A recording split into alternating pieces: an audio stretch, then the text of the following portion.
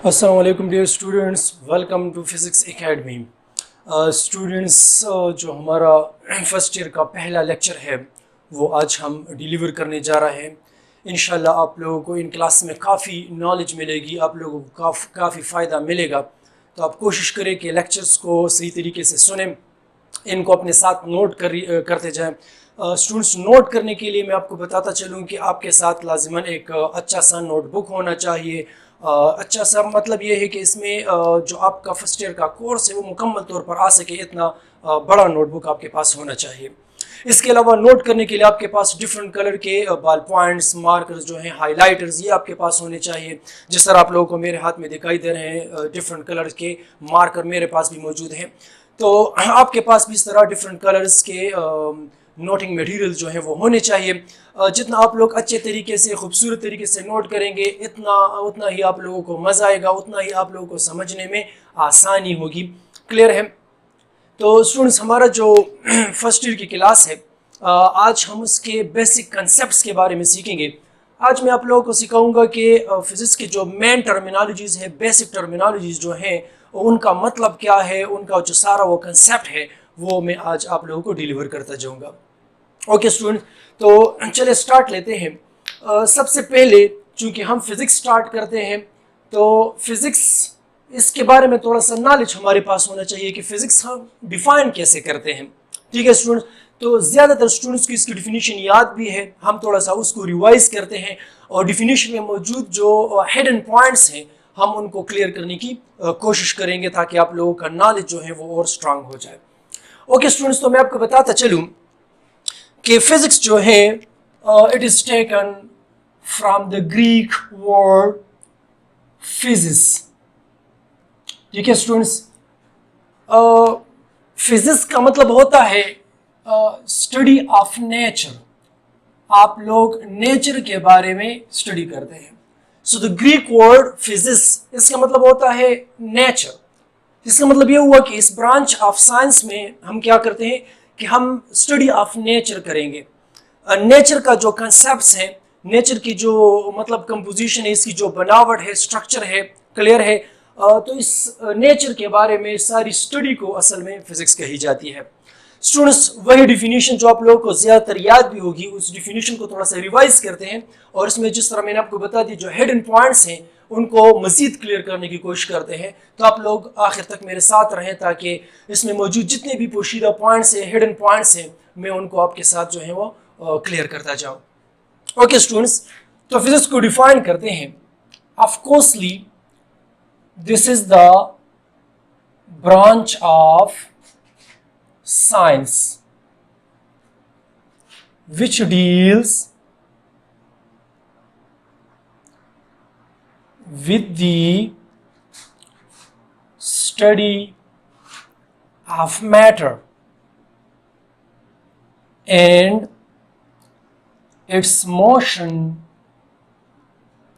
through space and time, along with the related concepts of energy is called physics. Clear है students? तो ऑफकोर्सली कि जैसे आप लोग फिजिक्स का बुक ओपन करते हैं तो आप लोगों को फिजिक्स की डिफिनीशन मिलती है। ज़्यादातर स्टूडेंट्स को डिफाइन करते हैं बिल्कुल बेसिकली एंड करेक्ट डिफिनीशन है। मैं आप लोगों के साथ थोड़ा दोहरा लेता हूं, जिस तरह मैंने आपको बता दिया कि आप लोग साथ साथ नोट करते जाए। तो स्टूडेंट्स, मैं आपको बताता चलूं कि कुछ वर्ड्स ऐसे होते हैं, कुछ डिफिनीशंस ऐसे होते हैं कि मैं उनको वर्बली आपके साथ डिस्कस करता जाऊंगा, लेकिन यहाँ पर व्हाइट बोर्ड पर आप लोग को नोट करके नहीं दूंगा। तो आप लोग कोशिश करें, अगर आप लोग को वो डिफिनीशन भी मतलब चाहिए, उनसे भी फ़ायदा लेना चाहते हैं, तो आप लोग अपने साथ नोट करते जाए, अपने नोटबुक में साथ साथ नोट भी करते जाए। तो एक जनरल डिफिनीशन जो आप लोग फिजिक्स की करते हैं, this is the branch of science which deals with the study of matter, energy and there mutual relationship. बिल्कुल करेक्ट डिफिनीशन है। हम उसी डिफिनीशन को थोड़ा कंप्रिहेंसिव वर्ड्स में लेकर, कंप्रिहेंसिव अंदाज में लेकर डिफाइन करते हैं। तो स्टूडेंट्स मेरे साथ रहें, मैं आप लोगों को मजीद समझाता हूँ। यहाँ पर हमने सीखा कि physics is the branch of science which deals with the study of matter and its motion through space and time along with related concepts of energy. This is called physics. Clear है students? चलिए इसको मजीद clear करते हैं. यहाँ पर जो main terminologies है वो क्या क्या है यहाँ पर समझ लेते हैं. The branch of science which deals with the study of matter. तो स्टूडेंट्स आप लोगों को तवज्जो देनी है. जो मेन टर्मिनोलॉजी है यहाँ पर, जो मेन टर्म है यहाँ पर, that is matter and it's motion. इसकी जो मोशन होती है, ऑफ कोर्स हम इसको फिजिक्स में पढ़ते हैं, थ्रू स्पेस एंड टाइम. यहाँ पर इसको जरा समझे. जब कोई बॉडी मूव करती है तो लाजिमन वो किसी स्पेस के थ्रू किसी रीजन में वो मोशन करेगी. ऑफ कोर्सली कुछ टाइम लेगी. दैट्स व्हाई मैंने लिखा कि it's motion through space and time.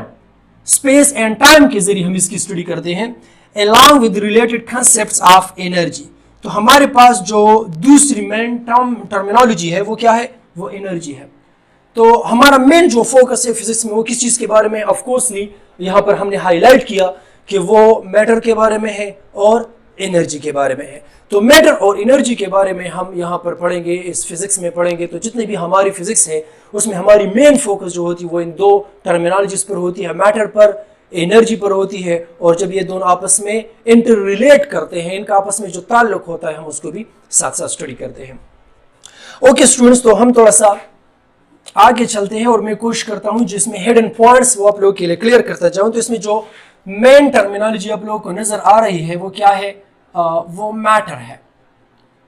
तो मैटर के बारे में मैं आप लोगों को थोड़ा कंसेप्ट देता हूं कि मैटर है क्या चीज. Very easy. Anything which has mass and volume is called matter. Clear है स्टूडेंट्स? अब मैटर क्या चीज है? Very easy. एनीथिंग, कोई भी चीज विच हैज मास, जिसकी मास होती है. अब मास कैसे आप लोग पहचानते हैं? मास है क्या? जब आप लोग शॉपकीपर के पास चलते हैं और आप कहते हैं कि मुझे 1 kg शुगर दे दो, तो ये जो 1 kg है, 1 किलोग्राम जो है शुगर का आप जो मतलब डिमांड करते हैं, तो ये 1 kg असल में आप लोग मास की डिमांड करते हैं. तो जिस चीज की भी मास होती है बस उसको मैटर कहते हैं. जैसे आप लोगों को नजर आ रहा है कि मेरे हाथ में ये मार्कर है, ऑफ कोर्स इसकी मास है, तो हम इसको मैटर कहते हैं. एंड वॉल्यूम, वॉल्यूम का मतलब है जो जगह घेरती है. एक ऐसी प्रॉपर्टी, किसी बॉडी की ऐसी प्रॉपर्टी जिसकी बिना पर ये जगह घेरती है. It occupy space. जैसे कि मेरे हाथ में यहाँ पर कुछ स्पेस है और मैं इस मार्कर को यहाँ रख लेता हूँ, तो ये मार्कर क्या करता है? यहाँ पर स्पेस ऑक्यूपाई करती है. तो जब ये स्पेस ऑक्यूपाई करती है, सो वी कैन से कि बॉडी की वॉल्यूम भी है. क्लियर है स्टूडेंट्स? तो जब बॉडी की मास भी हो और वॉल्यूम भी हो तो डिफरेंटली इसको मैटर कहा जाता है. क्लियर है स्टूडेंट्स? थोड़ा सा मजीद मैं आप लोगों को बता दूं तो मैटर जो है आप लोग इसको थ्रू 5 सेंसेशंस, स्टूडेंट्स मैं आपको बता दूं नेचुरली ह्यूमन बॉडी को नेचुरली 5 सेंसेशंस जो है ये एज अ गिफ्ट मिली है. वो क्या है? जिसमें फर्स्ट ऑफ ऑल एयर है जिसके जरिए आप लोग सुन सकते हैं. इस तरह नोज है जिसके जरिए आप लोग स्मेल कर सकते हैं. टंग है जिसके जरिए आप लोग जो है टेस्ट कर सकते हैं. आंखें होती है, आईज होती है जिसके जरिए आप लोग जो है विजन कर सकते हैं, किसी चीज को देख सकते हैं. एंड सेम आप लोग के पास स्किन होती है जिसके जरिए आप लोग जो है टच कर सकते हैं. तो ये 5 सेंसेशंस है. तो कोई भी चीज जो कि 5 सेंसेशंस यानी नेचुरली जो 5 सेंसेशंस है, इन 5 सेंसेस के जरिए जब आप किसी बॉडी को इसको एहसास इसकी आप कर लेते हैं, महसूस कर लेते हैं, तो बस इसी को मैटर कहा जाता है. क्लियर है स्टूडेंट्स? जैसे कि इसकी कुछ मिसालें हैं, मैं आप लोगों के साथ डील कर देता हूं. अक्सर औकात क्या होता है कि जब मैं स्टूडेंट से पूछता हूं कि मुझे मैटर की कुछ मिसालें दे दो, तो वो क्या कहते हैं? अपने क्लासरूम के इर्द गिर्द देखते हैं. थोड़ा सा तवज्जो होना चाहिए. क्लासरूम में देखते हैं कि सर व्हाइट बोर्ड है, पेन है, हमारे पास नोटबुक है, ऊपर देखते हैं कि पंखा. Of course these are matters. लेकिन मैं स्टूडेंट्स आपको बताता चलूं कि मैटर जो है, मैटर एक्चुअली हमारे होल यूनिवर्स को बना डालती है. क्लियर है? It made up the universe. सारी यूनिवर्स जो है ये मैटर से बनी हुई है. तो इसका मतलब कंसेप्ट आप लोग सिर्फ क्लासरूम तक लिमिटेड ना करें. क्लियर है स्टूडेंट्स? तो चलिए आप लोगों को मैं कुछ और इसको ब्रॉड सेंस जो है वो प्रोवाइड कर देता हूँ। तो जैसे कि आप लोगों को सिंपली आप लोग मिसाल देते हैं क्लासरूम से, तो चलो क्लासरूम में आप लोगों को chair, disk, clear, pen, white board और ये मुख्तलिफ चीज़ें नज़र आती है। तो चलो मैं से एक मिसाल ले लेता हूँ, and let's say that is chair, clear. तो आप लोगों ने एक एग्जाम्पल यहाँ पर लिख ली। तो स्टूडेंट्स आप इस तरह करें कि चलिए आप लोग रोड की तरफ चले जाए, रोड पे चलते जाए और रोड पर इर्द गिर्द देखते जाए कि आप लोगों को डिफरेंट कौन से मैटर्स जो है वो दिखाई दे रहे हैं। तो ऑफकोर्सली आप लोगों को रोड नजर आ रहा है, दिस इज मैटर। कार नजर आता है, इलेक्ट्रिक पोल, टेलीफोन पोल्स नजर आते हैं, कुछ डेकोरेशन जो है चीज़ें वो आप लोगों को रास्ते में नजर आती हैं। ऑफकोर्सली बिल्डिंग्स आप लोगों को नजर आती है। इस तरह डिफरेंट साइन बोर्ड्स होते हैं एडवर्टाइजमेंट, जिस पर एडवर्टाइजमेंट की जाती है। तो ये डिफरेंट चीज़ें जो हैं ऑफकोर्स दीस आर मैटर्स। तो चलो मैं इनमें से सिर्फ एक मिसाल ले लेता हूं, कार। क्लियर है?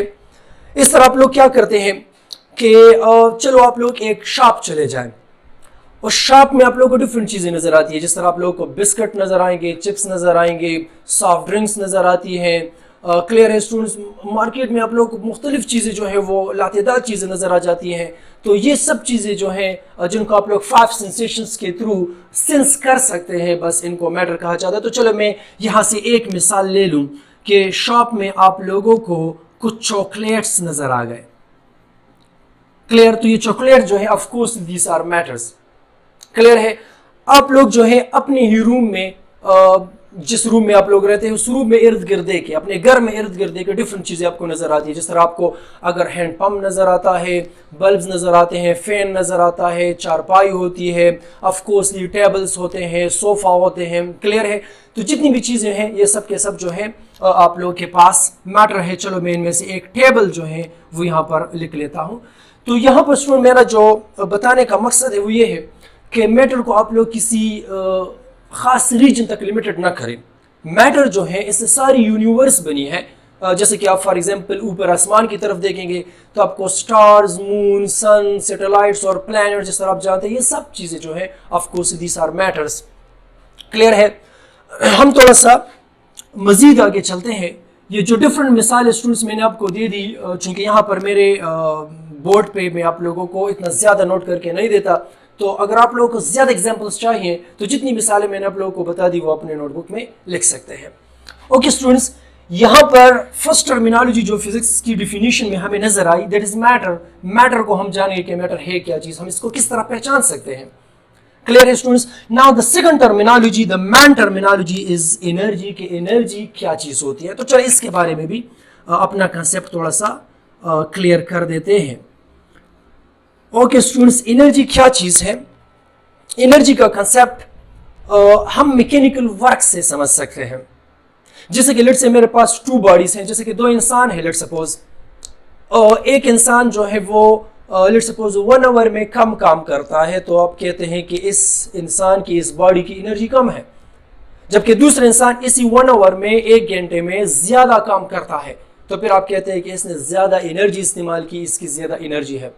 आप 2 कार्स को कंपेयर कर ले तो एक कार जो कि कम एनर्जी इस्तेमाल करती है, आप कहते हैं कि इसका खर्चा कम है, तो कम एनर्जी इस्तेमाल करेगी तो वो डिस्टेंस भी कम कवर करती है। इन द सेम वे जो बड़े कार्स होते हैं, करोलास जो होते हैं, क्लियर, स्पेशल कार जो होते हैं, स्पोर्ट्स कार जो होते हैं, वो ज़्यादा फ्यूल इस्तेमाल करते हैं, ज़्यादा एनर्जी इस्तेमाल करते हैं, तो वर्क भी ज़्यादा करते हैं।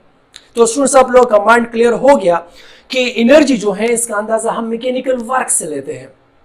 कोई बॉडी जितनी ज्यादा वर्क करती है एनर्जी भी ज्यादा होती है। तो चलो सिंपल वर्ड्स में हम इसको डिफाइन करते हैं। क्लियर? सो द कैपेसिटी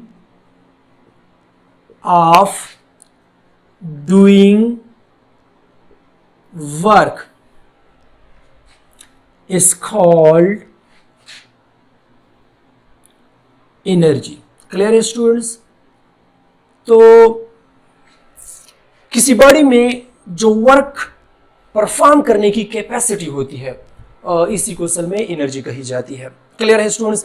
हम इसी कंसेप्ट को नेक्स्ट लेक्चर में मजीद एक्सप्लेन करेंगे मैटर और एनर्जी के बारे में। तो आप लोग लेक्चर्स को जो है सीक्वेंस बाय सीक्वेंस देखते जाए ताकि आप लोग इससे ज़बरदस्त फ़ायदा ले सकें। ओके स्टूडेंट्स, अब एनर्जी की कुछ मिसालें मैं आप लोगों को डेली लाइफ से दे देता हूँ ताकि आपका कंसेप्ट जो है वो मज़ीद क्लियर हो। आप लोग जो सनलाइट देखते हैं, clear of coursely this is the form of energy. आप लोग जो किसी बॉडी को हीट अप करते हैं, हीट प्रोवाइड करते हैं, तो ये हीट जो है of coursely this is the form of the energy. Clear है? तो एनर्जी जो है ये कोई विजिबल चीज नहीं है, विजिबल कि आप लोग इसको देख सके, हाथ में पकड़ सके। क्लियर है? इसलिए आप लोग जो है इसको इतना ज्यादा डेली लाइफ में एक्सपीरियंस नहीं करते, बट कुछ चीजें जो है वो आप लोग उसको जबरदस्त समझ लेते हैं, जैसे कि लाइट है, हीट है। क्लियर है? इस तरह आप लोग जो है समझ लेते हैं। पोटेंशियल एनर्जी इसको आने वाले चैप्टर्स में जबरदस्त एक्सप्लेन करेंगे। काइनेटिक एनर्जी तो आप लोगों ने कुछ इन चीज़ों के बारे में पढ़ा होगा और कुछ हम आगे आने वाले लेक्चर्स में मजीद पढ़ेंगे। क्लियर है स्टूडेंट्स? ऑफ कोर्सली जो आप लोग सन से एनर्जी लेते हैं, सोलर एनर्जी जो पानी से एनर्जी हासिल करते हैं, hydel energy, mechanical energy, same आप लोग जो है ना केमिकल चीज़, केमिकल रिएक्शन से जो एनर्जी हासिल करते हैं, कॉल्ड केमिकल एनर्जी। तो different forms of the energy होती है। यहाँ पर इस लेक्चर का जो मेन मकसद है वो बेसिक टर्मिनोलॉजीज को, यानी मैटर और एनर्जी को समझना है। इनके फिर मजीद एक्सप्लेनेशन हम इंशाल्लाह आप लोगों को नेक्स्ट लेक्चर में प्रोवाइड करेंगे। काफी एक्सप्लेनेशन आपको दी जाएगी इंशाल्लाह। ओके स्टूडेंट्स, तो जैसे कि मैंने आपको बता दिया कि हमारे पास जो मैटर है, आप इसका कंसेप्ट किसी खास रीजन तक लिमिटेड न कर, जैसे कि मैंने आपको समझा दिया। तो चलिए मैं आप लोगों को मजीद ले जाता हूं कि मैटर जो है हम इसके बारे में अपना कंसेप्ट किस तरह ब्रॉड कर सकते हैं। तो चलिए मैं आप लोगों को कुछ मजीद एक्सप्लेनेशन दे दूं अबाउट मैटर। क्लियर है स्टूडेंट? जिस तरह मैंने आपको बता दिया कि मैटर जो है इट मेकअप द यूनिवर्स, ये सारी यूनिवर्स को जो है बना डालती है। सारी यूनिवर्स हमारी जो है ये मैटर से ही बनी है। जिस तरह अगर मैं इस मैटर को with respect to size categorize करना चाहूं, तो ऑफ कोर्स आप इसको कैटेगराइज कर सकते हैं जैसे कि माइक्रो ऑब्जेक्ट्स हैं। क्लियर? इसके अलावा मैक्रो ऑब्जेक्ट्स होते हैं। इसके अलावा हीवनली ऑब्जेक्ट्स आपको मिलती है। मैं आप लोगों को थोड़ा समझाता हूं माइक्रो ऑब्जेक्ट्स क्या चीजें होती है। माइक्रो वो ऑब्जेक्ट्स होती है, वो चीजें होती है, वो बॉडीज होती हैं जो आप लोगों को आंखों से, खुली आंखों से दिखाई नहीं देती। You can see them through necked I. Clear है? आप लोग इन चीजों को देखने के लिए माइक्रोस्कोप, इलेक्ट्रॉन माइक्रोस्कोप, इस तरह चीजों का स्पेशल डिवाइसेस का इस्तेमाल करते हैं, ऑप्टिकल डिवाइसेस यूज करते हैं, तब आपको नजर आती है। जैसे कि आप लोगों ने नाम सुने हैं इलेक्ट्रॉन, प्रोटॉन। क्लियर है? न्यूट्रॉन जो न्यूक्लियस में होते हैं, किसी एटम के बजाते खुद एटम आप लोगों को नजर नहीं आता। बायोलॉजी में आप लोग क्लेमोडोमोनास, पैरामीशियम, अमीबा, इन चीज़ों के बारे में पढ़ते हैं जो आप लोग को अपनी आंखों से दिखाई नहीं देते। तो ये छोटी छोटी चीज़ें जो हैं इनके बारे में स्टडी करते हैं। तो साइज के लिहाज से हम इनको माइक्रो ऑब्जेक्ट्स की कैटेगरी में कैटेगराइज कर देते हैं, प्लेस कर देते हैं। ओके स्टूडेंट्स, इसके अलावा मैक्रो ऑब्जेक्ट्स, ये ऐसे ऑब्जेक्ट होती है जो आप लोगों को आंखों से नजर आती है। जिस तरह आप लोगों के हाथ में अगर मोबाइल है या लैपटॉप है, आपको नजर आता है। So that is the macro thing sorry. इसके अलावा जो आप लोगों के पास अगर बाल पेन है, आप इर्द गिर्द देखे जो भी चीज़ें आप लोगों को नजर आती है, आप लोगों को वाज़ेह तौर पर आप उसको स्टडी कर सकते हैं, एनालिसिस उसकी कर सकते हैं। सो of course that is micro objects, macro objects. अच्छा, इसके अलावा हीवनली ऑब्जेक्ट्स हैं। ये वो चीजें होती है जो फल्कियाती होती है, जो आसमान में पाई जाती है और जिस्म में बहुत बड़ी बड़ी होती है, दिवकामत जिनको कहते हैं। तो ऐसी बॉडी जिनका जिस्म बहुत बड़ा है, दिवकामत होती है, उनको हम हीवनली ऑब्जेक्ट्स कहते हैं, कैटेगराइज करते हैं एज हीवनली ऑब्जेक्ट्स। जैसे कि आप लोग अपना अर्थ ले लें, क्लियर, सन ले ले, मून ले ले, स्टार्स ले ले, तो ये बहुत बड़ी बड़ी चीजें हैं, इनको हीवनली ऑब्जेक्ट्स कही जाती है। तो स्टूडेंट्स, मैंने आपको समझा दिया कि हम मैटर को with respect to size micro objects में, मैक्रो ऑब्जेक्ट्स में एंड हीवनली ऑब्जेक्ट्स में कैटेगराइज करते हैं। तो सारी यूनिवर्स जो है ये मैटर से बनी होती है। इसके अलावा मैं मैटर को स्टूडेंट्स चलें with respect to life categorize कर देता हूं। ऑफ कोर्स आप जानते हैं कि दुनिया में जितनी चीजें पाई जाती है उनको मेनली हम दो ग्रुप्स में डिवाइड करते हैं विद रिस्पेक्ट टू लाइफ। बात चीजें ऐसी होती है जिनकी लाइफ होती, जिंदगी होती है। बात चीजें ऐसी होती है कि जिनकी लाइफ नहीं होती। तो जिनकी लाइफ होती है आप उनको लिविंग ऑब्जेक्ट्स कहते हैं, लिविंग थिंग्स कहते हैं।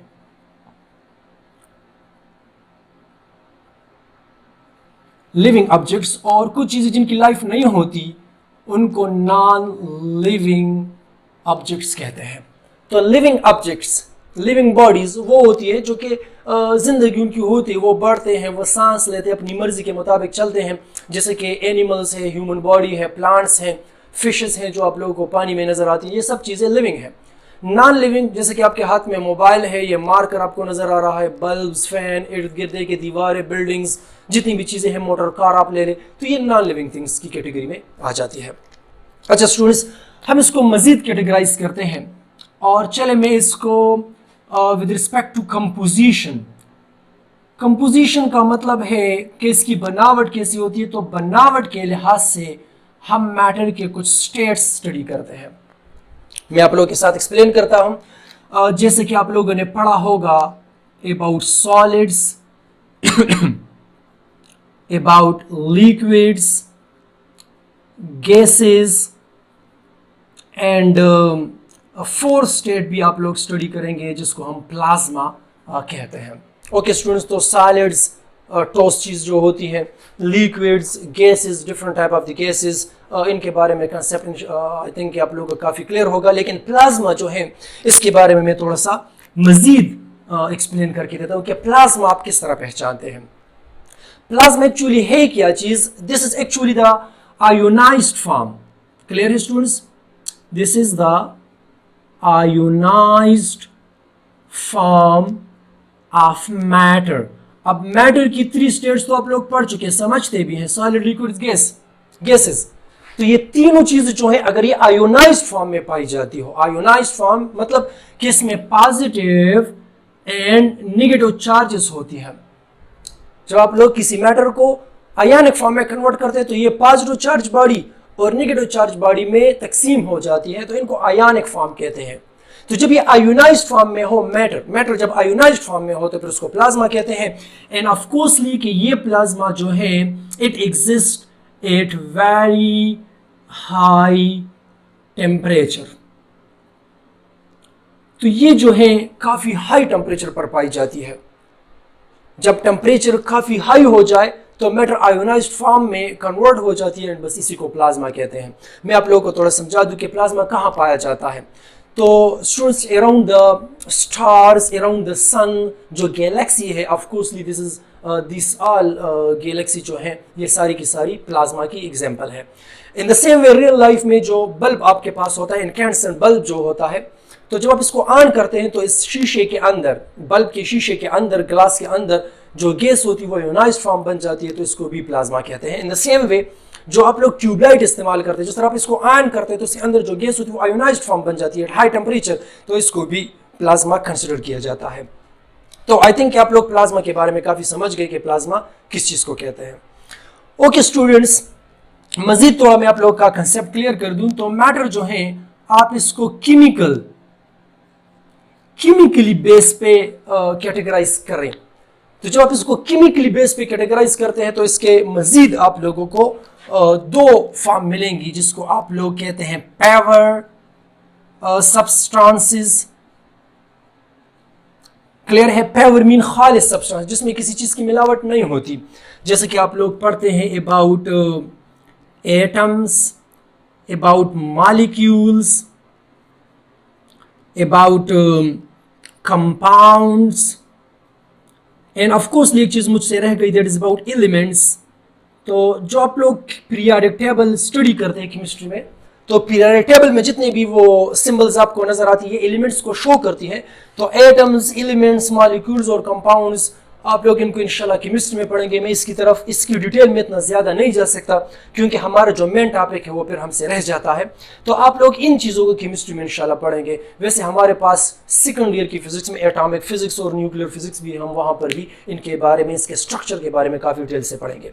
ओके स्टूडेंट्स, केमिकली आप लोग इसकी सेकंड कैटेगरी इम्पेवर सब्सटेंसेस बनाते हैं। इम्पेवर सब्सटेंसेस, क्लियर? इम्पेवर सब्सटेंसेस जिसमें हम मिलावट करते हैं, एक चीज को दूसरी चीज के साथ मिलाकर उसको मिक्स कर देते हैं, तो फिर इसको हम इम्पेवर कैटेगरी में रखते हैं। अच्छा, इम्पेवर सब्सटेंसेस क्या क्या है मैं थोड़ा सा आपको बता दूं। इसमें स्पेशली मिक्सचर आ जाती है, मिक्सचर्स।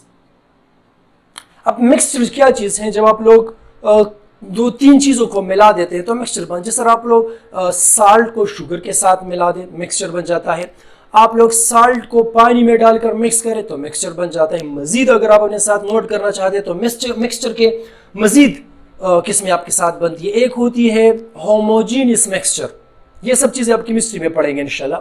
होमोजीनियस मिक्सचर वो होती है जिसके जो कंपोनेंट्स है वो आप लोग सेपरेट नहीं कर सकते, अलग अलग आपको नजर नहीं आती, उसको होमोजीनियस मिक्सचर कहते हैं।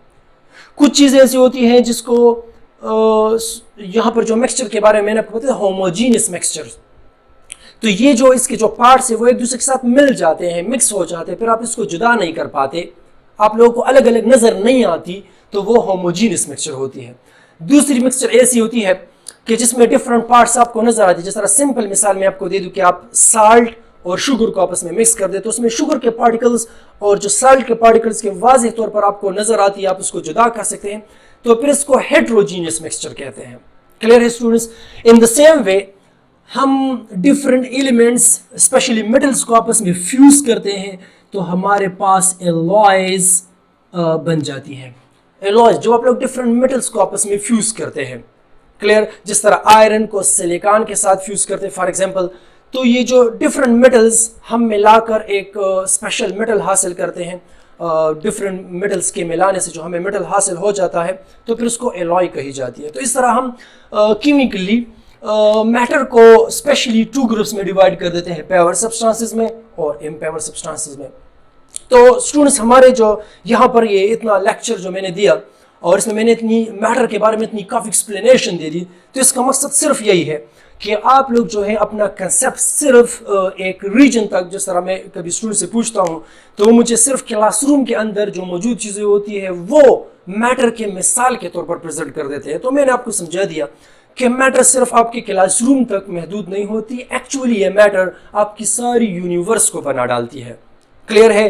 तो इसमें जितनी भी चीजें आप लोगों को इस यूनिवर्स में नजर आती है, of course that are the matters. Clear है? मैटर के बारे में स्टूडेंट्स मजीद एक्सप्लेनेशन नेक्स्ट लेक्चर में मैं आपको समझाऊंगा। नेक्स्ट लेक्चर में मैं मैटर के जो डिफरेंट रिलेटेड टर्मिनोलॉजीज हैं उसके बारे में आपको समझाऊंगा, जैसे कि नॉन मैटर है, एंटी मैटर्स हैं, डुअल नेचर किस तरह होती है। इंशाल्लाह आप लोग नेक्स्ट लेक्चर में प्रोवाइड किया जाएगा। आप लोग हमारे चैनल को लाजिमन सब्सक्राइब करें और साथ में बिल का आइकन दबाएं ताकि जैसे ही हम न्यू वीडियोस अपलोड करें तो उसकी नोटिफिकेशन आपको हासिल हो और बर वक्त आप लोग इसको वेच करके उससे फ़ायदा हासिल कर सकें। ओके स्टूडेंट्स, तो यहाँ पर मैं आप लोग को थोड़ा समझा दूँ कि जो फिजिक्स में मेरा जो मेन फोकस था वो किस चीज़ के बारे में था, that was about matter of coarsely and about energy. हमारा जो मेन फोकस है वो मैटर और एनर्जी के बारे में। तो चलिए मैं आप लोगों को डेली लाइफ की एग्जांपल से थोड़ा इसको मजीद एक्सप्लेन करके दे दूँ। ओके स्टूडेंट्स, तो इसकी एग्जांपल्स आप लोग डेली लाइफ से समझ सकते हैं।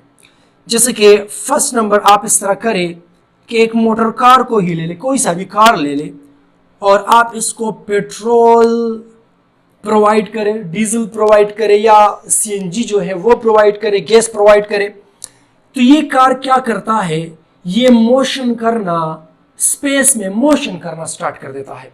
तो जरा गौर से पढ़े, यहां पर जो मैंने समझा दिया अबाउट कार, तो car by itself is a matter. Clear है? मैटर और एनर्जी के बारे में पढ़ते हैं। जब ये म्यूचुअल रिलेशनशिप इनका होता है तो ये क्या करते हैं कि ये मोशन करते हैं, मोशन। तो जरा गौर करें कि कार जो है बजात खुद मैटर है और जब इसको एनर्जी प्रोवाइड की जाती है, पेट्रोल क्या करते हैं, इसको एनर्जी प्रोवाइड करते हैं, तो ये मोशन करना स्टार्ट कर देता है। इन द सेम वे आप दूसरी मिसाल ले सकते हैं, जैसे कि एक एरोप्लेन है, आप इसको फ्यूल देते हैं, इसका स्पेशल ऑयल होता है, तो एरोप्लेन बजात खुद मैटर है, सेम फ्यूल जो है इसको एनर्जी प्रोवाइड करती है और आप देखते हैं कि ये फ्लाइंग करना स्टार्ट कर देते हैं। क्लियर है स्टूडेंट्स? तो जैसे ही आप लोग समझ गए कि जैसे ही मैटर के साथ एनर्जी मिलती है तो वो मोशन करना यानी फ्लाइंग करना स्टार्ट कर देती है। ओके, एक तीसरी मिसाल ले सकते हैं। जैसे आप लोग के पास अपने घर में फैन मौजूद है, आप क्या करते हैं, इसको इलेक्ट्रिकल एनर्जी प्रोवाइड करते हैं, तो ये क्या करता है, ये रोटेशन स्टार्ट कर देता है। क्लियर है स्टूडेंट्स? इस तरह डेली लाइफ में आप लोगों को समझ आ गई। डेली लाइफ से आप इर्द गिर्द देख सकते हैं, डिफरेंट एग्जांपल्स आप लोगों को नज़र आएंगी। ये सारी जो हैं इस दुनिया में जितनी भी मैटर की चीज़ें हैं, मैटर से बनी हुई है, ये सब हम फिज़िक्स में पढ़ते हैं। क्लियर है स्टूडेंट्स? तो थोड़ा सा मैं आप लोगों को समराइज करके देता हूँ कि फिज़िक्स क्या चीज़ है। Physics is actually the study of matter. समझ सकते हैं, car is a matter. Energy, हम इसमें एनर्जी पढ़ते हैं, एंड देयर म्यूचुअल रिलेशनशिप। इसकी जो म्यूचुअल रिलेशनशिप होती है, यानी मोशन, फ्लाइंग, ये रोटेशन, ये सब मोशन के टाइप्स हैं, इनके बारे में हम पढ़ते हैं। तो स्टूडेंट्स, मैंने जो इसकी कंप्रहेंसिव डिफिनीशन आप लोगों को यहाँ पर नोट करवा के दी है, उसको थोड़ा सा समराइज करते हैं। Of coursely this is the branch of science which deals with the study of matter. हम इसमें मैटर के बारे में पढ़ते हैं एंड इट्स मोशन, कि मोशन किस तरह करता है। अब ये मोशन किस तरह करता है, क्यों करता है? क्योंकि इसको एनर्जी मिलती है। तो जरा मजीद पढ़ते हैं, थ्रू स्पेस एंड टाइम। तो जब कोई बॉडी मोशन करती है तो ऑफकोर्सली कुछ टाइम लेगी और स्पेस में मूव करेगी, along with related concepts। Clear है? ऑफ एनर्जी, इस बॉडी की मोशन के साथ जो रिलेटेड कंसेप्ट है एनर्जी का, उसको भी पढ़ते हैं। तो ये जो है हमारी फिजिक्स है। तो स्टूडेंट्स, फिजिक्स में हम क्या करते हैं कि हमारी मेन फोकस जो है वो मैटर और एनर्जी के बारे में है। तो स्टूडेंट्स, मैंने काफ़ी कोशिश की, काफ़ी एक्सप्लेन करके दिया कि मैटर क्या चीज़ है, एनर्जी क्या चीज़ है, और फिज़िक्स में हम इनका म्यूचुअल रिलेशनशिप किस तरह पढ़ते हैं। मुख्तलिफ जगहों पर डेली लाइफ एग्जांपल्स भी मैंने आपको प्रोवाइड कर दी। उम्मीद है आप लोगों को काफ़ी समझ आ गई होंगी। जैसे कि मैंने आपको बता दिया, मैटर और एनर्जी के बारे में जो मज़ीद एक्सप्लेनेशन है वो आप लोगों को नेक्स्ट लेक्चर में मिल जाएगी। तो आप उसको भी पूरी तरह वेच करें, ज़बरदस्त अटेंटिवली वेच करें और उससे फ़ायदा हासिल करें। इंशाल्लाह फिर मिलते हैं नेक्स्ट लेक्चर में।